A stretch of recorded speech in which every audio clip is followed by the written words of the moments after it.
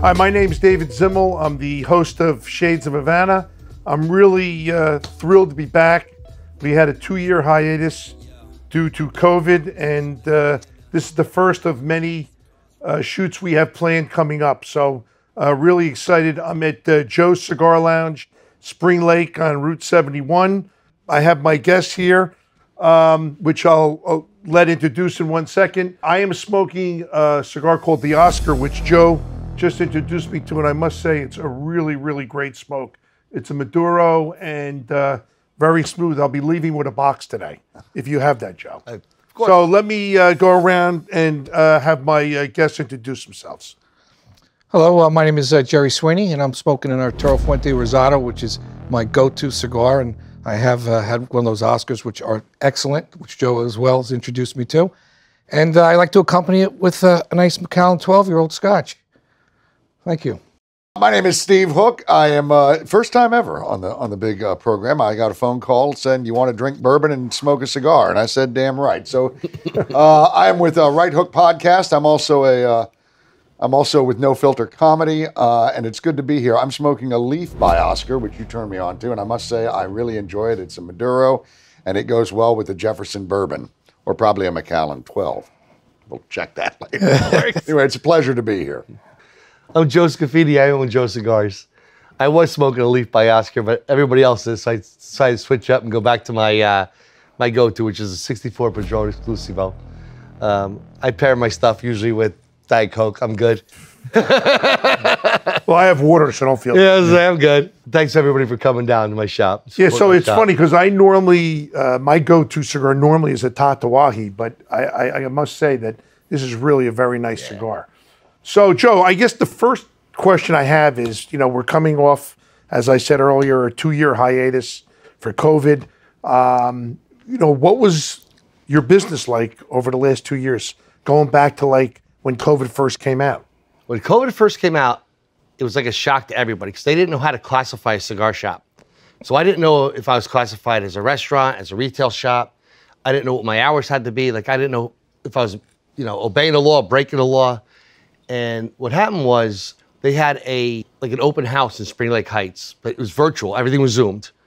And the mayor was on. And I jumped in and I asked him, I said, what can I do? Like, can I open? Do I have to close? Like, what are my parameters? And we talked back and forth for a few minutes in front of everybody. He goes, do me a favor. He goes, just get me your phone number and I'll call you tomorrow personally. So we started talking. He tried to call Trenton to find out where I was classified. And he called on, the original event was on a Monday. He called Tuesday, Wednesday, Thursday. Finally, Thursday, calling back, he goes, I can't get an answer. He goes, but the more you push Trenton, the more they're just going to default to no. Like that was, so he's like, why don't we do it this way? Open at 10, close at 8. Obey all the laws you're obeying, do whatever you got to do. But, the mask law, but I'm like, it's hard to have a mask in this place. But so I didn't charge membership for 8 months. Because I didn't feel like I could open it back, but I needed the retail just to stay open. And he's like, if you have any problems, just kick it back to me. And we got through it. I mean, well, how did you find, it's interesting because I know myself, I had gotten COVID in early January 20. Okay. Thank God everything was okay. But, I decided not to go into the cigar lounge probably up until about 4 or 5 months ago. I stayed out just because I was nervous. How did you find your patrons? Did most of the people still come, or did you find that there were less people here? There were less people in here, but people, like my regulars, came and bought cigars to smoke at home in their backyard outside. But I closed the back room. Like I closed my members lounge. Like I said, I didn't charge the membership fees for 8 months.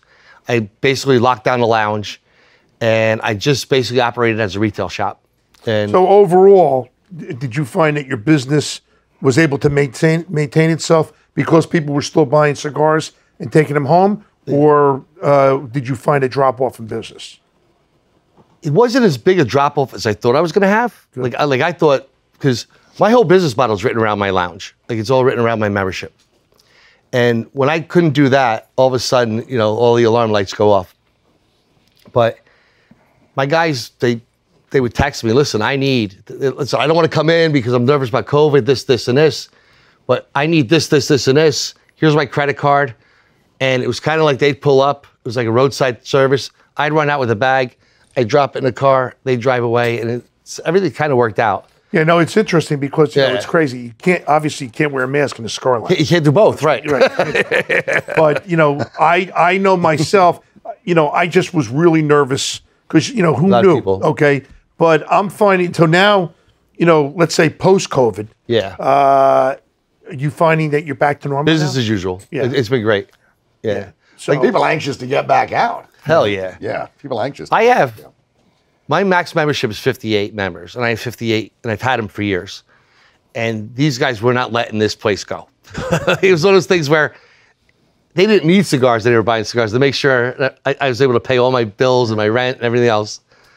So, so basically, it's back to business. Oh, right now it's great. Yeah. It's so I'm all finding perfect. the same thing that you know I'm not that concerned about going out. Yeah. Nobody is. It's funny because when COVID first started, my son had gotten engaged, and we were in New York, and we had dinner with his new in-laws or to be, and his father-in-law said to me, "Do you want to go to the Macanudo Lounge?" Because we were, you know, he knew I was a cigar guy. And I was so nervous, and my wife really didn't want to go. But we ended up, you know, I said to myself, well, how am I going to tell this guy now I don't want to go? Right. My son's marrying his. So we went, and I was looking around, and thank God at the time we were there were only like 2 people in the place. But that was like during COVID, though. So it was like nerve-wracking. But, you know, so talking about while we're on COVID, how do you guys think government handled COVID? In general. Well, you know what? And obviously, Hook, you don't think they did a good job. But no, I mean, in general, what do you think? Listen, like everybody else, I was scared to death when it first came out. It's pretty scary when they say we're looking at a pandemic. But then I thought that as it progressed and as we realized that, oh, wait a minute, and then you start learning. Everybody learned new words, you know, comorbidity. I mean, there's a word I never would have known had it not been for COVID. And now all of a sudden everybody walks around like they're a goddamn expert on the subject. Well, I don't have any comorbidities, so I'm fine. I think that the government tried its best. I think it did a good job with Operation Warp Speed, getting everybody vaccinated. But I also think that it turned into a political football with as we went along. And I fear that it's going to happen again. Shortly before election time, it's going to be time to lock down everybody again. I don't think the people will stand. You think that's really going to happen? I don't think the people will stand for it. I think it's going to be attempted. Sure, I think it'll be attempted. Yeah, I don't think they'll stand for it either. And you hit the nail on the head with the political end of it. I think it got so politicized and it really separated, I think, the country as well, from Democratic to Republican. And not to get too political on this whole thing, but, you know, I find very few independents these days. And, you know, it's either you're on the right side or the left side. There's no in between. And I think they took this pandemic to a different level and a fear factor. And I still think to this day, they're handling it very poorly when you look at what's going on with the sports and performers in New York. And yet our firemen and policemen who've got $80,000 jobs can't go to work. They get laid off. It's ridiculous. I mean, I just find it insane, the hypocrisy. With the Kyrie thing, you know, Kyrie now can play. Nets can play, but the woman that works in the concession, she's not vaccinated. She can't come in. It makes no sense whatsoever. And you know what's really frustrating about that is when you got the new mayor of New York City, Eric Adams, and when he's asked about that exact point, he's like, I'm sick of talking about this stuff. Let's move on. And he had so in other words, the concession lady's still going to have to get jabbed. And Kyrie Irving and the rest of them, you know, I get it. You know, these guys they're in the best shape of anybody, certainly of us. And if they don't want to get the shot, what the hell difference does it matter to me? I don't care. Yeah, and Adams really had an opportunity to turn the ball, or turn the game around, I should say, from that dope that was in there prior to Blasio. Yeah. Because he could have made some changes right out off the bat, and especially with the kids, with masks in school and stuff like that. I mean, the hypocrisy, I go back to that, but it's just, it's incredible to me. I know a couple doctors that have said to me, the masks don't help. That people, even if you put a mask on, there's zero benefit. The problem I have with the whole thing is that you have difference of opinion and you don't know who's right, okay? Like, for instance, to me, when people started to get vaccinated, there's no question less people got sick. Now, is that because of the vaccination? I mean, we don't really know, okay? But it's interesting that some doctors feel that the masks don't provide any protection whatsoever. In the beginning, you know, everyone was buying masks with their company name on it. Then they said, well, you can't have that kind of mask. You have to have the doctor's mask on. N95, the N95. Now it's the N95. And, you know, it's really crazy. It's funny. I was driving the other day, and a guy was driving on his bike, and he had a double mask on. And I said to myself, on his bicycle. The guy's outside riding his bike. He's got a double mask on. It makes no sense whatsoever. But yeah, no, it's going to be interesting. I mean, I hope that, first of all, I hope we don't have a rebound in this in the fall. I mean, from what I'm hearing, if we do, it's not going to be as serious. So I'm hoping, but you know, you guys might be right. I mean, it'll be interesting if this does surface again in the fall. It's surfacing right now in England, but it's mild cases. No, right. But if the mask thing comes back and they want to try to lock down, then I think that definitely puts a stamp on the fact that it's all politicized. So it's just a matter of finding that out. The other thing is that I used to go to New York quite often, and I basically stayed out of New York for almost 2 years, and I had reason to go into the city a couple times the last couple months, and it's unbelievable to me. It's actually an eerie feeling. I don't know if you guys have been in the city, but so many things are back that before Giuliani and Bloomberg, you stop at the lights, people are coming up to wash your windows again. Okay, right. There's so many homeless people all over the streets, and that was basically gone for years, and it's back again. I mean, what do you think about all of the crime that's transpired? It's New York being inclusive. It's scary though, and I'll give you a perfect example. My wife, who's been working from home for the last 2 years, had to go back in August for a board meeting, and she was commuting, takes the bus to the subway. She got out of Penn Station, and a homeless guy attacked her, and she whacked him with her laptop. And she was a little concerned. She's from Brooklyn, so she's Brooklyn tough. She was concerned that she kind of lost that edge, but obviously she didn't. But it's a real concern. So now when she has to go in, she takes a cab from Penn Station down. She won't get on the subway. I've picked her up a couple of times. The garbage, the homeless.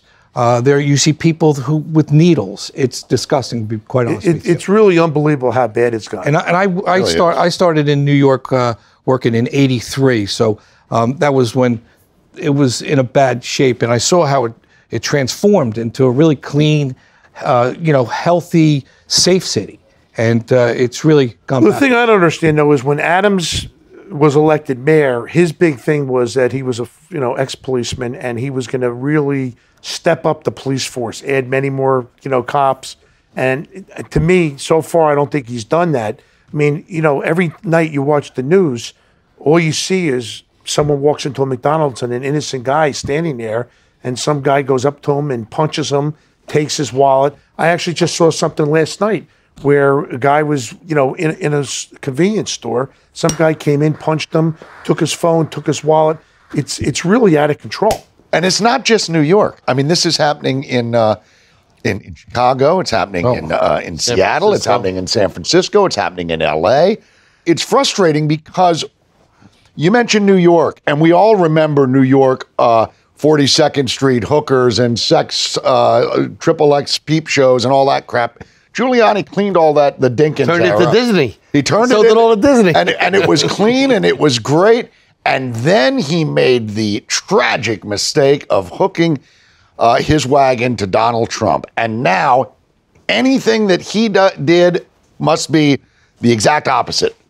Anything that Trump did, we must do the exact opposite. Doesn't matter if it screws the city. It's not Trump. It's not Giuliani. It doesn't have that stain on it in their mind. I guess I can't figure out why they're. Yeah, but Bloomberg came in after Giuliani, and he's not necessarily connected with Trump. And that's true too. That's true too. And he kept the city. He's on the opposite side. Him and Trump are not. Yeah, I mean, it's really. I mean, I don't. Young people that live in the city that have to travel by subway. It's scary. I just don't understand. To me, that the simple solution is just put more policemen in the subways. I mean, Start enforcing the laws. yeah, I don't understand why. Somebody's got to pay for that, though. Yeah. Well, That's the thing. one Somebody's of, gotta pay for that. but one of the issues too is that when they do make an arrest, those criminals have to stay and do their It's not time a $100 ticket. and letting them out right away. And That's ridiculous. You know, there are people who have repeated crimes who are out on the street. Like 35 the other day. Some So guy was it starts with arrested the in prosecutors. It starts- 35 times he was That arrested. was the guy that did the smear, and I won't get into the details of that. But remember the guy that smeared his own filth on a woman who rebuffed him on one of the subways. right, mentioned the right. subways. Yep. He did like multiple times, though. He not only got out on bail, but 2 days later he assaulted a Orthodox Jew and beat the crap out of the guy. And this was like his 35th arrest. And they just, this is why I get so frustrated about this, because when you talk about, gun crime, we got to control the gun problem. Here's an idea. If you arrest somebody in the commission of a crime with a gun, lock them the hell up and keep them locked up.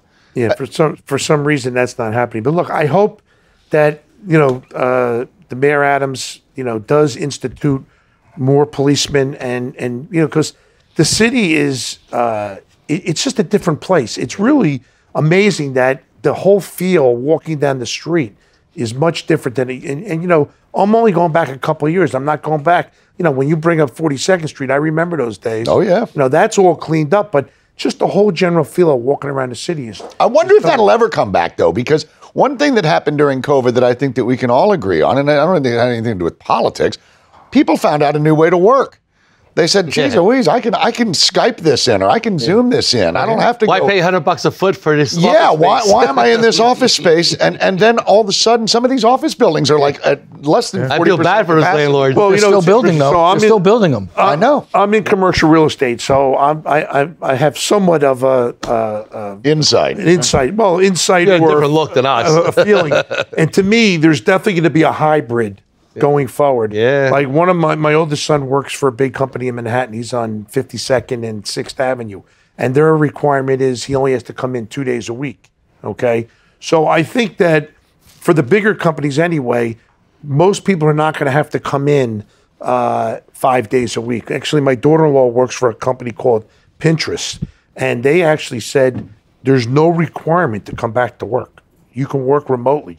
Yeah. They want you to come back in maybe once every 6 months, but does not have to come.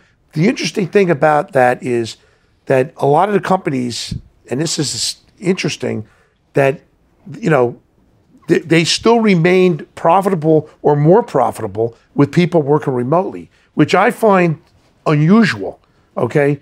But, companies were still doing well with people working remotely. But I'm being told that the city is definitely coming back. You see more people are back in the offices. So I think it's going to start to come back a little bit. I hope so. And I think that crime is going to be the thing. I think that is such a huge issue right now. You were saying that you were afraid to go to a cigar lounge during COVID. Rightfully so. Nobody knew anything about it. Now people are seeing stories about, the third woman was shoved in front of a subway last week, or whatever the hell it may be. And they're just saying, you know what, I'm going to avoid that. I'm going to go to Joe's Cigar Lounge in Spring Lake and chill there. It's killing me because I'm a huge Yankee Knick fan, but I can't go to those games because I'm not vaccinated. Why not? Why not? That's my point, though. It's like, Are they still enforcing that? I think they just. I think they just might have changed it. Yeah. But I went 2 years without going to a Knick game. Yeah. That's unheard of. I never. Well, went I have. 2 years. I have Devil tickets. So the Devil's rule was that at first you had to show proof of vaccination. Right. Then they required, and they said if you're not vaccinated, you have to wear a mask. The joke is, how can they, once the person gets into the venue, How do you know? How do they You know which guy's which. So people had their mask on walking in, and now their masks off. Now, I just went to a game last week when I saw the Devils beat the Rangers. Big win for the Devils, but there's no requirement now to show proof of vaccination or mask at all. So they dropped that in New Jersey. I'm not. Yeah, go to a game. I gotta go. to a game. Well, you know what? There's no games left. That's the problem. Now the problem is, I heard on the radio that people are complaining that the Knicks are starting to win, They're winning and they're every going to year now. ruin their opportunity to be, to get a good draft choice. So we don't know what's going to happen with that. We're going to take a break right now, and we'll be back in a couple minutes. In 1993, John Gwaltney dubbed himself Senior Juan, and founded Senior Juan Cigars. John prided himself on offering up equal helpings of quick wit, hot coffee, and fine premium cigars, in no particular order. His zeal for storytelling and creating a great atmosphere to enjoy a cigar drew in fans and customers. Today, we are proud to build upon the foundations of what John created in order to make your cigar smoking experience even better. The best selection of premium cigar brands, the finest accessories, and Senior Juan's famous hand-rolled cigars, all while making sure we never lose sight of keeping the shop a friendly, relaxing spot to enjoy a smoke. In this new day and age of online meetings and presentations, you need the best team at the ready. Whether broadcasting your Zoom meetings to Facebook Live or live streaming a fundraiser event, Surreal Streaming Services, with over 10 years of experience, can add confidence to your next live stream event. Call or text 646-498-8888 or visit sur-real.com.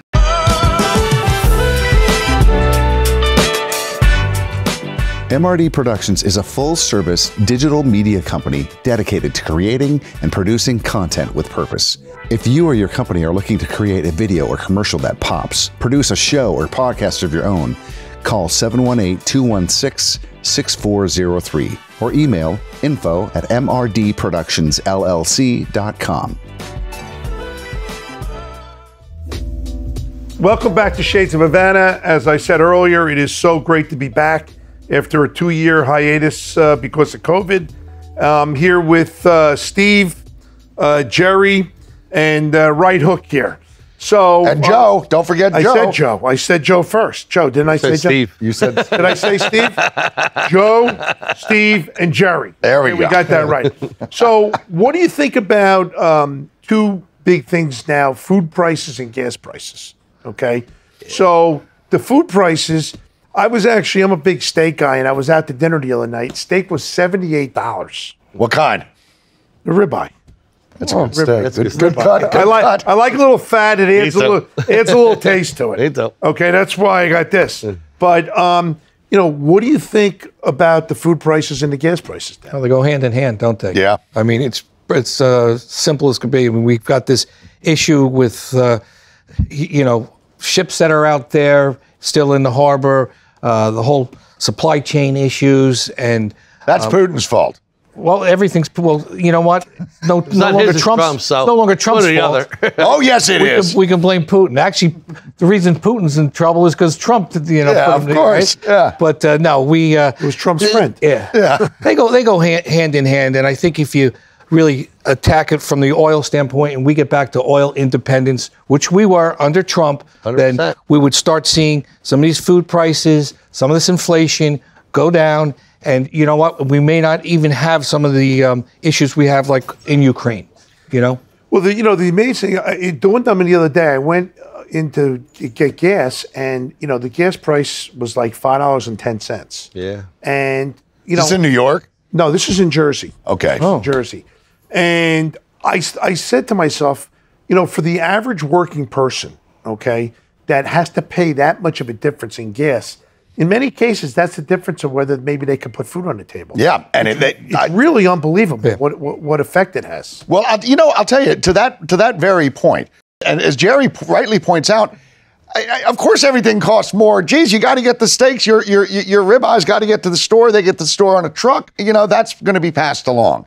And now we're going to propose the largest tax hike in the history of mankind, and we're also going to go after unrealized gains of farmers, though, so it won't affect you.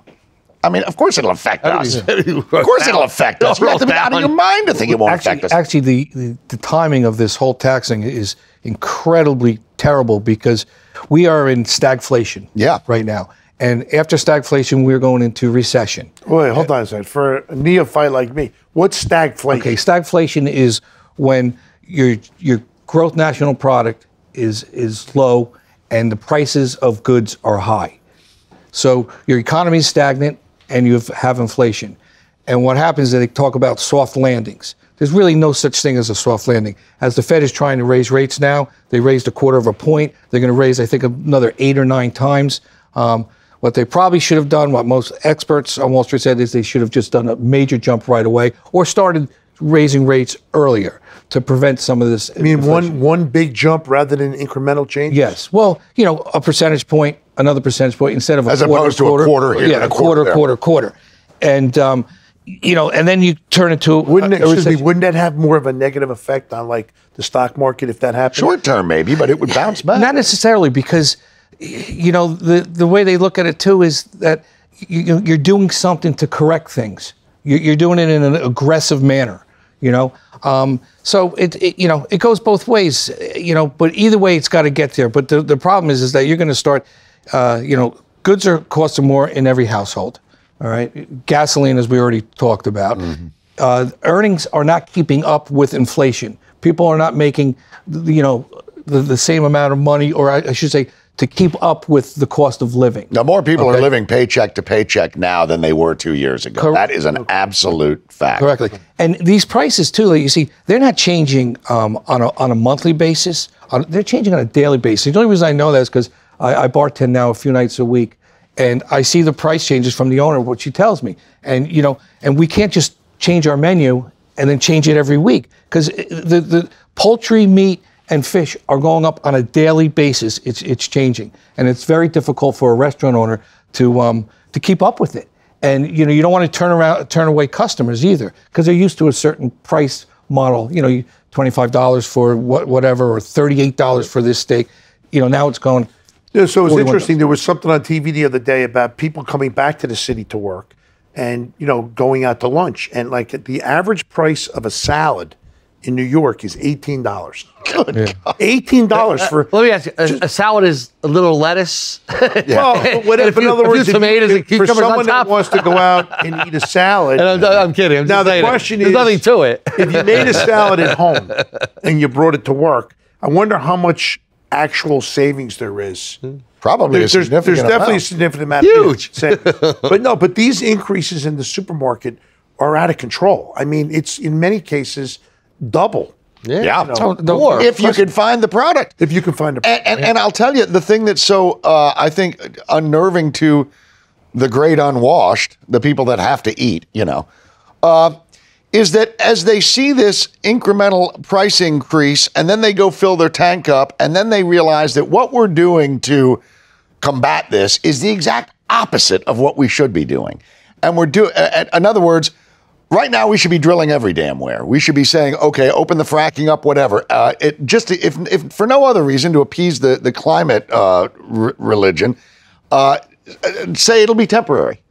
But when you say out of one side of your mouth that big oil is to blame, Putin is to blame, Trump is to blame, but I have none of this is our fault. Well, people start to look at that and say, especially when they're pumping gas in their car, they're going, bullshit. Well, what do you think? So, talking about Putin, what are your feelings on the Ukraine-Russia situation? It's a little question, but, I think. Now, how do you think it's going to play out? Well, I think it's going to play out where Putin is realizing, first of all, the economic cost to his country. His oligarchs, or whatever they call them, are, from what I hear at least, are getting upset, and not upset or disgusted. They're losing money. They're losing money. They're frozen. And not a little bit either. No, they're losing billions of dollars. And his war is costing the country billions and billions of dollars. And what are you going to have left? Once this is over, what's left? You just destroyed all these cities. Well, that's the whole buildings. thing. The damage and destruction that's being done, no matter who ends up, whether Putin takes over these cities or Ukraine remains in control, it's going to take years and years to rebuild. But he's not going to be able to take over these cities. The people are too resilient. They're not going to put up with it. There's going to be a constant uprising. Yeah, it's going to be. Right? It'll turn into an insurrection. He may turn and say, "Okay, I'm going to, I'm going to be satisfied with keeping that. I think it's called the Donetsk region, Donbass region. All right, happy with keeping that and keeping some of the ports by the Black Sea and so forth. Well, that's what he wants. He wants the ports. Yeah. So, is that the end game? Okay, but The Ukrainian people, the resilience is just tremendous. I tell you, you got to admire what they talk about a leader, and you look at what we have, going over to Poland and the ass he made of himself. Excuse me, but it's embarrassing. And then it's funny you would say that, Jerry. Embarrassing. That's a great word. Because I said it on my podcast the other day. I said it's embarrassing. Now it'd be one thing if it was just embarrassing. We could all live with a little bit of embarrassment. You ought to be knocked off your pedestal every now and again. But now we're talking about not just national security, but world security. He damn near gaffed his way into World War III. Yeah. He says, yeah, sure, Putin should be taken out. Yeah, well, you troops, when you're there, you'll see the ladies standing in front of the tanks. What? I mean, everything he said was the exact opposite of the stated policy, which is we're not calling for his assassination. But the whole coverage of the thing, to getting back to what we all think of Ukraine and Russia, I find the coverage of it a little bit nauseating because on one hand, we're told that Zelensky and the Ukrainian people are righteous fighters, and I personally agree with that. But there seems to be a wing out there that wants to say, Putin's got a reason to be pissed off. He's got a right to be angry. Well, I'm sorry. Zelensky's not bombing the crap out of Russians right now. He's not rolling tanks into Moscow. So I think there's a definite good guy, bad guy here. And I get sick of I'm trying to even figure out the word I'm trying to reach for here, but they're trying to say there's two sides to every story. Well, here's the only side I'm concerned about. Thousands of people are being killed, and Putin's the reason for it. Do you think that, does this thing end soon, or do you think this is going to just be extended? The problem is you can't trust Putin. Right. So, what you hear on, like you said, on the news, and you want to have a positive thought process, a positive outlook on this thing, but you can't trust exactly what he's going to do, and when you go back to, the Ukraine part with Zelensky and stuff like that, and correct me if I'm wrong, but didn't years ago they took away his nuclear weapons? Yeah, that was back in '94. Okay. They gave up. Yeah. So what threat does Ukraine have to Russia? Zero. Well, look, I think we have to keep our fingers crossed. I think to answer your question, though, how long will it last? I think it depends on how long Putin lasts. Yeah. Quite literally. Right. I think that if these oligarchs start realizing, hey, by the way, fellas, that was a $7 billion or $7 million yacht that I just got ripped away from me and wherever the hell it was ported. And, I'm losing this, that, and the other, and now I'm on sanctions. There may be something afoot inside Moscow. We shall. All right, well, we're going to see. We're going to see. All right, so listen, guys, I want to thank you guys for joining me on Shades of Havana. It is wonderful to be back after 2 years. We have a whole host of other episodes coming up. So I want to thank you guys again and look forward to seeing you soon. Thank you. Good to be part. Thank you, Joe. Shades of Havana, with your host David Zimmel, along with our guests Jerry Sweeney, Steve Hook, and Joe Scaffidi. Directed by Rod Weber. Created by Michael R. Doyle. Producers David Zimmel and Erwin Sternberg. Executive producers Michael R. Doyle and Sean M. Sternberg. Co-producers Steve Zimke and John P. Doyle. Camera and sound Rod Weber and Mark Ryu. Editor Steve Zimke. And special thanks to Joe Scaffidi for hosting us at Joe's Cigars and Social Club in Spring Lake, New Jersey. Shades of Havana was brought to you by Senior Juan Cigars. Visit SeniorJuanCigars.com for subscriptions and suggestions for your next great cigar. Surreal, Sir-Real.com for all your streaming service solutions, or call 646-498-8888. Again, 646-498-8888. Our sponsors' websites and phone numbers are also provided in the show notes. When you visit our sponsors, you're helping them and helping our show. And if you enjoy Shades of Havana, we hope you tell your friends and give us a great rating wherever you get your podcasts. All opinions expressed by the Shades of Havana participants are solely their own opinions and do not reflect the opinions of Shades of Havana, Inc., a subsidiary of MRD Productions, LLC. Shades of Havana is an MRD production. MRD.